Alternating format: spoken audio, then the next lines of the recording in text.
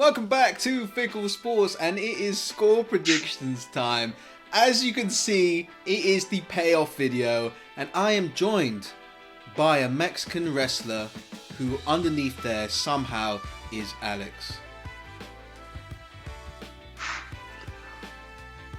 I don't know who you're punishing here at this point. I don't know if it's me or the viewers. I don't know if I can keep a straight face while I do this, but I'm going to do my best. Well, we were debating whether or not Alex should wear a t-shirt, and I've never seen a Mexican wrestler with a t-shirt on, so he has gone topless for you lovely people. They did not deserve this, but here we are. Should we get onto the results and why I'm in this ridiculous mask? So Alex, for the rest of this video, is being a Mexican wrestler. Yes, after game week 4, God, this is distracting. After game week 4, the scores are now 5-4, and up on your screen now you can see where the points were scored. I'm in the lead, so you never know. I got to think of something else potentially for next month. Jeez. Let's move on from game week 4 so I can get this ridiculous mask off of my head as soon as possible. Doesn't help with the headphones, it really doesn't. Let's move on to game week 5. First game is a Merseyside derby. It's Everton versus Liverpool. It's happening on Saturday, the 17th of October at 12:30. Now, before we get into that game, I just want to say a quick fuck you to the Premier League, Sky and BT for this box office situation they've set up. It's absolutely appalling. Football is made for the many, not to charge people 15 quid to watch the game at home. Anyway, I said I'll be streaming it illegally anyway. We're going to move on. It doesn't matter. Premier League can always fuck off. As will most other people, and if you're not sure, leave a comment. I will tell you, not so directly, but I will tell you maybe how to do that, maybe unofficially. Anyway, Everton, who would have thought at the beginning of the season that it was the blue side of Liverpool that was actually going to be top of the table and absolutely flying? Everton have been as good at entertaining fans as they have been at picking up 3 points. They have been absolutely flying, and I think it's fair to say that they've had quite a few tough games as well. Their games have included Tottenham and Brighton, which we've learned aren't easy games this season. But they do come up against a really tough team in Liverpool, even though what happened. I'll tell you what, Gary, I'll let you talk about at the end Liverpool. of the day, if you have Adrian in goal, it's going to be a tough game. And, you know, that finish by Jack Grealish, when he just chipped it to the side of Adrian, kind of strikes me as a player who sort of doesn't think that other players are any good. So Liverpool, it was really, really surprising to see a team.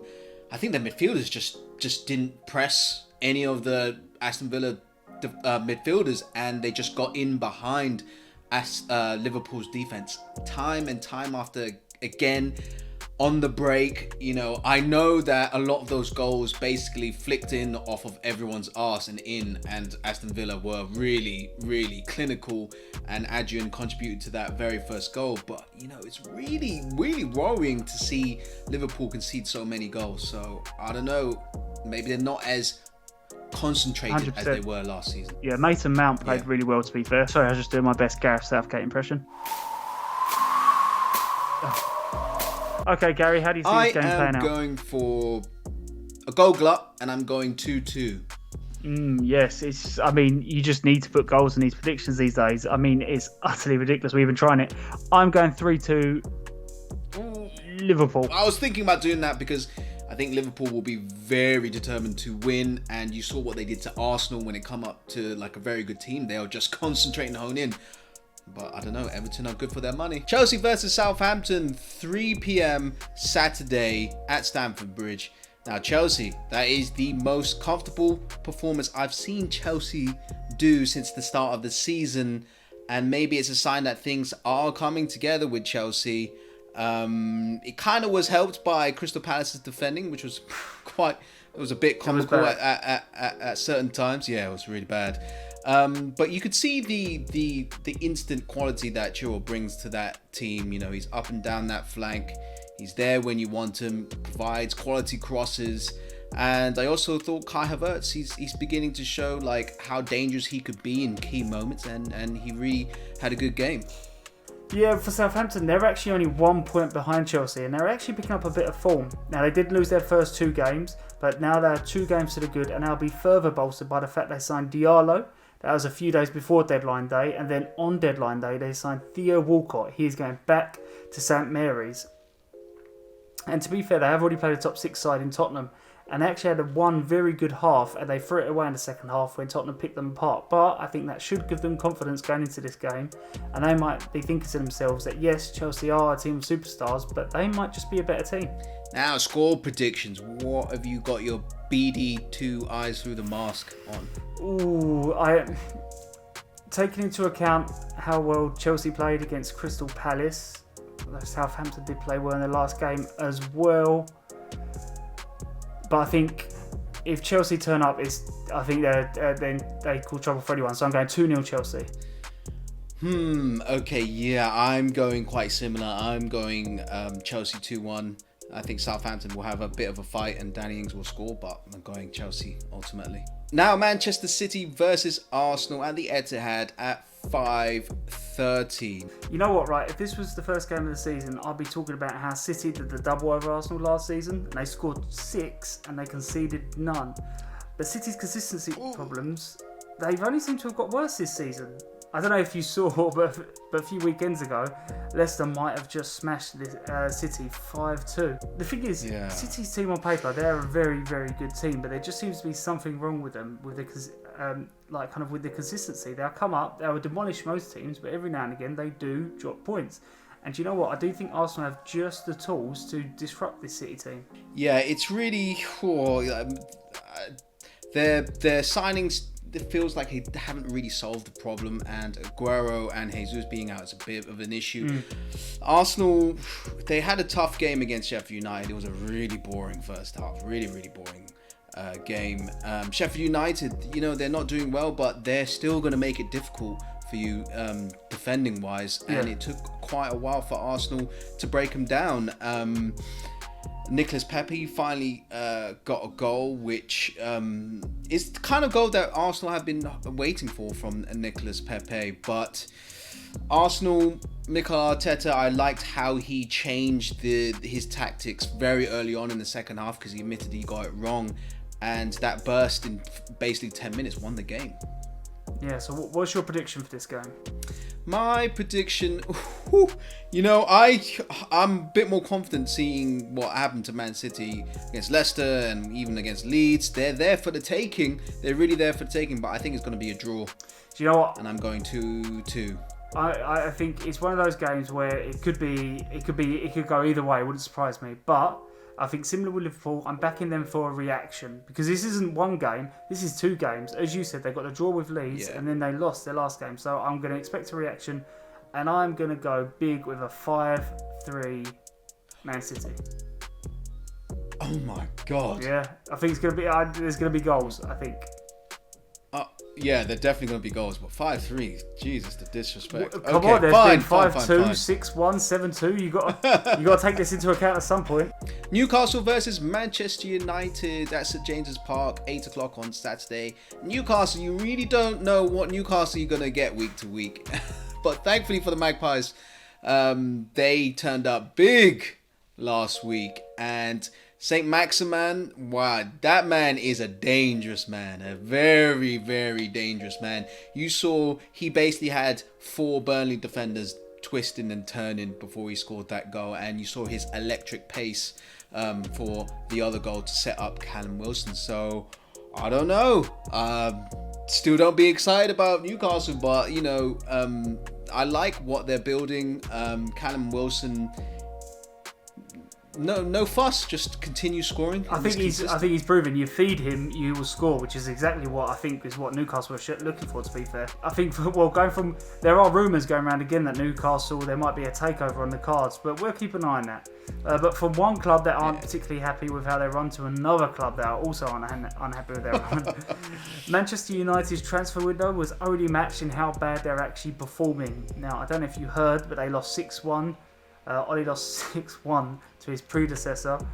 You would have thought they would have given Woodward a kick up the arse and maybe paid that little bit more for Sancho, but no, they thought bringing in Cavani on a free would solve problems.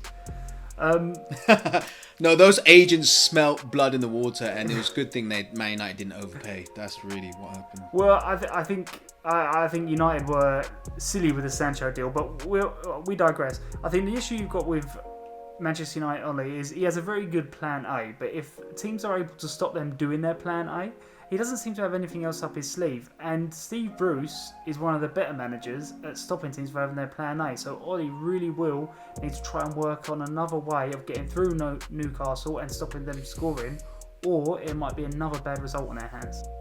I think another loss, and that's Ollie's head on a spike. What's that, Maurizio? But score predictions. Maurizio, are you there? Maurizio, when that fourth goal went in, he was in the tunnel. Like, where Edward Wood? Where do you want me to sign? Score predictions. I am going 2-1 Newcastle. So you are projecting Ole Gunnar Solskjaer's sacking. I'm going 1-1. I'm going 1-1. I think it's going to be a bit of a struggle for both teams to get going, and yeah, I'm not confident on either side just yet, so I'm going 1-1. Sheffield United, Fulham, 12 o'clock on Sunday at Bramall Lane. What's going on with Sheffield United? I have 3 words for you, Sheffield United fans, and that is second season syndrome. Now, I don't know how it happens, but 0 points from 4 games definitely points. The symptoms are pointing towards that. And it's at both ends of the pitch as well. Now, as we learned last season, they're not the biggest goal scorers. They're not going to be particularly prolific. But what is an issue for Sheffield United is that watertight defence from last season is looking particularly leaky. And that's something that Chris Wilder will want to fix. But I do have 2 positives for Sheffield United, and it is this. One, against Arsenal, as you mentioned, they actually played quite well, but it was just a 10-minute split from Arsenal where they got the points. And they are now playing. Their opponents this weekend is Fulham, and they are the only team that are below them in the table. Yeah, Fulham, it's not been pretty at all. I actually felt really bad for Fulham in their last game against Wolves.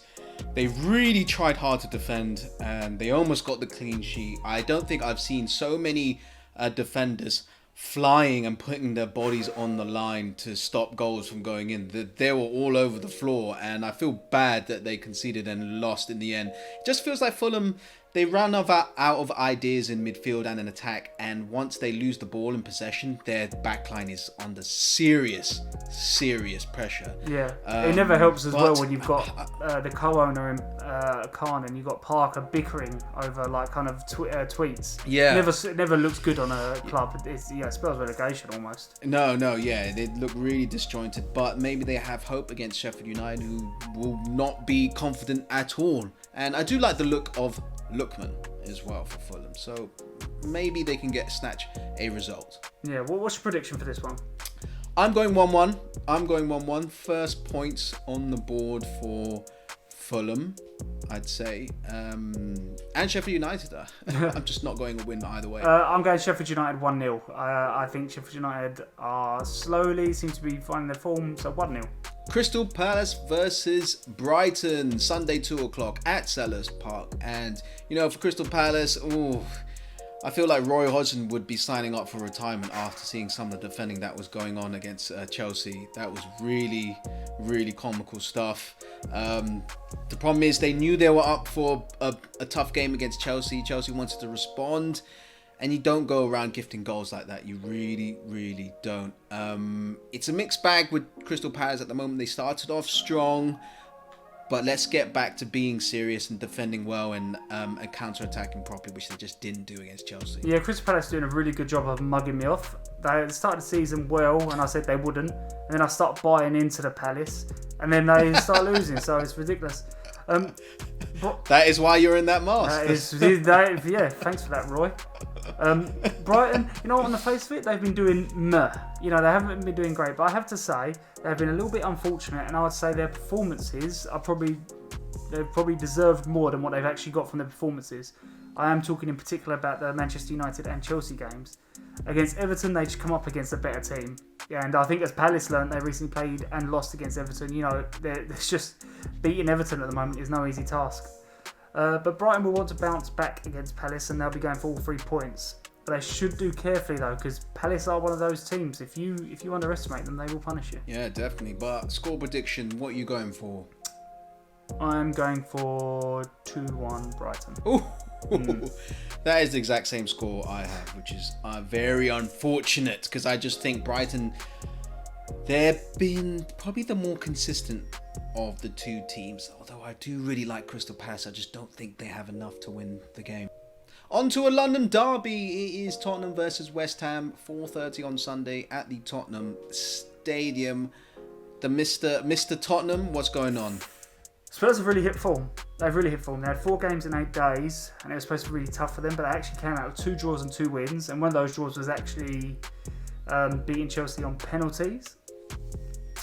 Things are looking really good at the moment, and there's a little bit of buzz around Tottenham. I think with a certain arrival of Mr. Gareth Bale, whose imminent arrival to the first team is maybe happening against West Ham. It hasn't been a perfect start to the season though. They lost against Everton, and also that first half against Southampton was quite bad. So I think they will be aware that they're not the perfect team yet. There's a lot of improvements they do need to still make, and one of the teams they don't want to be slack against is West Ham, as they will be very much up for this, and they'll be very much ready to punish Tottenham at any opportunities they give them. Yeah, you remember that Gareth Bale, he went on a crazy run where whenever he played, Tottenham didn't win. That was the most ridiculous. It was like 49 games. It was absolutely crazy. It was ridiculous. It's not even the 49 games, which is crazy in itself. It's the fact he then turned out to be one of our best players of our recent history. It's like, what? How do you go like one or the other? You paid heavy for that price. West Ham, you know, the evolution of Antonio is remarkable. He's played in so many different positions at West Ham, and he's finally found his calling at centre forward, and he looks very comfortable there in peak physical condition. Made me very upset to find out that he was born in the same year as me. And that touch by Fornals, did you see that touch by Fornals? I've never seen that touch where it falls down and you control it with the bottom of your foot. So that's why I'm not so sure he meant it, or I'm just rubbish at football compared to him. So I would probably leave it to the professionals, Gary. Yeah. And I love Jared Bowen. I think he's super athletic, got great cross, got a great shot on him, it's got great technique, and there's a lot of things to be happy about with West Ham. But you always have to be cautious with West Ham. Take these good results when you can, and hopefully you can continue this on to the Tottenham game, which is the most important game of the season. West Ham must be the bookie's favourite club, because whenever you bet on them, you just don't know what you're going to get. You just have no idea. They could smash Wolves 4-0. Millions over the years. It's just the most frustrating thing to gamble on. But as I say, this game could go anywhere. So my prediction for this game, I do think Spurs, I don't think it matters if it's home or away, but I do think Spurs are on form, and Mourinho will try to work up a bit of his tactical magic to try and get around West Ham's newfound 5-2-2-1 or 5-4-1, whichever way you look at it. I'm going 3-1 Spurs. Ooh, okay. I'm going 4-3 Spurs. I expect a crazy game. I expect maybe a red card in there as well. I just go with Tottenham because that chemistry between Son and Harry Kane is electric. I'll tell you what, I will give you £1 million if you can tell me who the final goal scorer was the last time the West Ham Tottenham result was 4-3. Robbie Keane. Okay, no. It was Paul Stalteri, Canadian footballer. What? Is okay, thanks for that. Leicester versus Aston Villa, Sunday, 7:15 at the King Power Stadium. For Leicester, that was surprisingly poor. Surprisingly poor. I don't know. I feel like all these teams, they invest on, the high press. Liverpool, Man City have done so well to advance like the tactics in the Premier League, and everyone's trying to go into that system where you press high. But when you have your midfielders, if they just don't press, like, you're completely under pressure. And if you have something like Antonio versus Soyuncu, there's only going to be one winner at the end of the day, running onto a ball. And it was a tough old afternoon for Leicester. I was going to say, it felt like a little bit like West Ham did to Leicester what Leicester did to Man City almost. Yeah. And if there is a team at the moment who will capitalise on any mistakes Leicester make, it is Aston Villa. And if you're unsure what game I am referring to, it is indeed the 7-2 pulverisation of current Premier League champions Liverpool. 7-2! What in God's green earth is actually happening right now? What makes it even more ridiculous is that it's actually the first 2 goals they've even conceded this season. And they hit them back for 7. Oh, I don't understand. They seem to have improved all the way up the spine. The defence looks better. Ollie Watkins looks like a great signing. He's getting goals. Ooh, yeah. And they'll certainly be looking for another scalp, a big scalp in Leicester at the weekend. Can they continue the perfect run? What are your score predictions? You know what, right? I think this is a little bit heart over head, but I think Villa are going to continue it. I'm going to go 3-1 Villa. I'm in it too. I'm going 2-1 Aston Villa. I love Martinez. I gotta back my boy. And you know what? When we started playing Martinez for Arsenal, we won an FA Cup. So put money on Aston Villa winning the FA Cup. But I'm going 2-1 Aston Villa. Okay, no one put that bet on, for the love of Jesus. Don't listen to Gary. Let's move on. Don't come and sue me for putting that bet on. Next up is West Bromwich Albion versus Burnley. 5:30 on Monday at the Hawthorns. What's going on with West Brom? It's not looking good for West Brom. It is not looking good at all. Although, to be fair to them, they've shown glimpses. It's very small glimpses, but they've shown glimpses of just how good they can be. What comes to mind when I say that is that 3-0 half-time lead they had against Chelsea, which proved how good they can be, and then they proved how bad they can be with that second half where they threw it all away.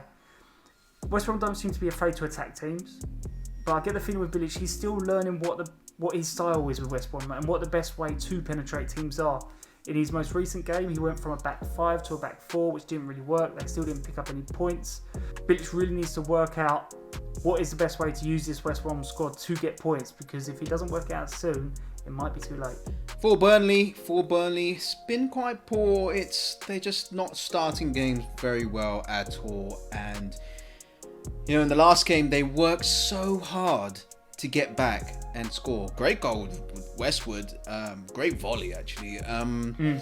And you're really hoping that they could push on, use the momentum to go ahead, and then they concede like a couple minutes later. So it's really a frustrating time for Burnley. No investment. It might be quite a long couple of months until the January window opens. And, Sean Dyche has a real task of getting this Burnley side to pick up points and perform better, which they know they can. I think both teams will be looking at this as the perfect opportunity to start picking up points. With that in mind, I'm going for West Brom 2, Burnley 1. Oh, you stole my damn pick. Damn it. West Brom, I'm going 2-1, the same. I think West Brom are just a bit more dangerous going forward. They will leak goals, but maybe on this occasion they can edge out Burnley. Yeah, Burnley's problem never been that they haven't has never been their defence until this time. You know what I mean? Like we're used to seeing Burnley not be that prolific. That's okay. We're used to that. What we're not used to seeing is them conceding goals, which at the moment they are conceding quite a few goals. Conceding bucket loads. It's Leeds versus Wolves finally Monday night at 8 o'clock at Elland Road. And Leeds done it again. Surprise package. Maybe not the surprise package because they were definitely the best team coming out of the promoted sides. And, it wasn't a one-way street with City. They really competed against City. They were really dangerous. I think they were pretty even on possession, so it wasn't as if City were just pummeling them and Leeds were countering them. 53%. Leeds were very, very dangerous. Leeds are 53%. There you go. He took the master, took his students to school. He may have only got a point, but he's like, I'm going to take the possession off you. Yeah, but Leeds, they attack you in numbers. They break well on you. They carry the ball well. They switch it from each flank, and they are really, they're really good value for money attacking wise. And I said at the beginning, the Real Madrid of the North Leeds are. I told you that'd be entertaining. They haven't disappointed so far. Wolves. What is going on at Wolves? Okay, so they've won 2 and they've lost 2. Now, on the face of it, to the untrained eye, you might be thinking, you know what, for Wolves' high standards, that's quite a bad start. But the thing is, as you know, Gary, Wolves are slow starters. So, you know, this for them is almost not a bad warm-up for them. Now, their last game for the international break was against Fulham, which they won. And this, I think, if Wolves perform as well as they can do, this could be the start of another excellent run of form, which is exactly what they did last season. And that's what they'll be hoping. So if they pick up a win now, it might be worth keeping an eye on Wolves to see how well they do. Okay. So, considering your line of thought, what are those score predictions? 1-0 Leeds. No, I joke. I'm going to go 4-2 Wolves. Okay, wow. Well, I'm trying to Mickey incorporate... Leeds, you hear that? Don't say that. Right, I'm trying to incorporate these extra goals that are coming. I don't know where they're going to go. I don't know who's going to win what, but I'm trying to incorporate them. What's your prediction? I'm with you, Mickey Leeds. I am going 3-1 Leeds. I don't know. I have this undue faith in Leeds that they're going to do the business. You blame me next week if I come and curse you, but I still think Leeds are going to do it. I would say they've earned that faith, so fair play. So that is it. On your screen now is a summary of all of our scores. Let us know what your scores are in the comments below, and we will see you next time. Yes, thank you very much for watching, and let me get this fucking thing off my head. Well worth the pick and pay off. Oh. See you next week.